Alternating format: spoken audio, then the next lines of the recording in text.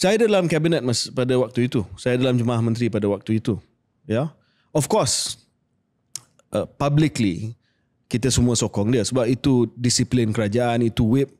Dan kalau ada siapa-siapa yang mencabar saya berkenaan dengan pendirian umum saya yang menyokong Datuk Seri Najib, saya boleh cakap benda yang sama tentang mereka pada hari ini. Publicly, you defend your Prime Minister. You defend your Deputy Prime Minister. That's just the way it is. Tetapi apa yang berlaku di dalam, kita boleh cerita pada hari ini. You know, Tan Sri Mahyudin paid the price for it. Shafi Abdal paid the price for it. Mukhris paid the price for it.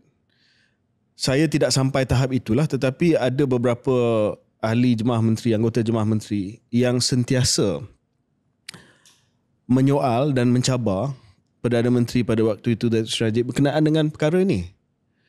Dan kalau kita nak terima pada face value apa yang Datuk Seri Najib kata yang dia terpedaya, then comes to apa yang Tony Phua cakap dalam posting dia. Kalau begitu, bila benda ni dah didedahkan, kenapa tidak ambil langkah yang lain? Kenapa pecat Timbalan Perdana Menteri? Kenapa pecat menteri? Kenapa pecat Peguam Negara? Kenapa pecat Ketua Suruhjaya SPRM? That is not consistent with somebody who has been duped. And saya cakap benda ni Syaril sebab saya jumpa dia di pejabat dia di Parlimen. Saya tak pernah cakap. Saya pergi Dewan Rakyat. Saya jumpa dia. Kalau tak silap saya, Mahyudin dah kena pecat dah. Saya pergi jumpa dia dan saya cakap pada Datuk Seri Najib, saya kata, sir, you have, this is exactly what I said.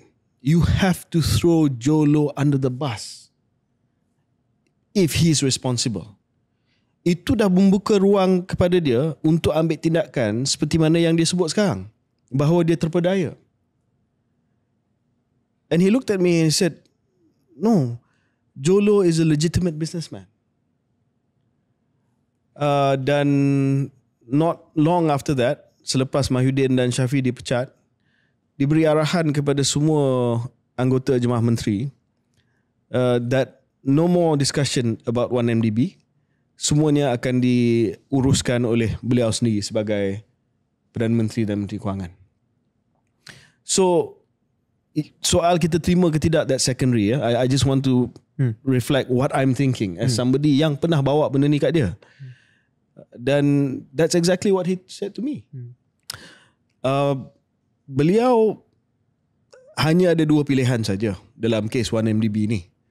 Sama ada dia mengaku salah, yang dia tahu apa yang dia buat, ataupun dia buat statement ni lah.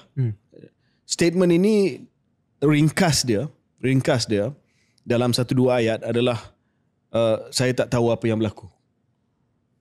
And as the finance minister, I was duped by this, I don't know, 30-year-old, whatever he was lah. Basically, that's it. So either you say saya bersalah dan saya tahu apa yang saya buat dan saya di belakang skim ini, or you go with I was clueless. Neither one is going to reflect good on you lah.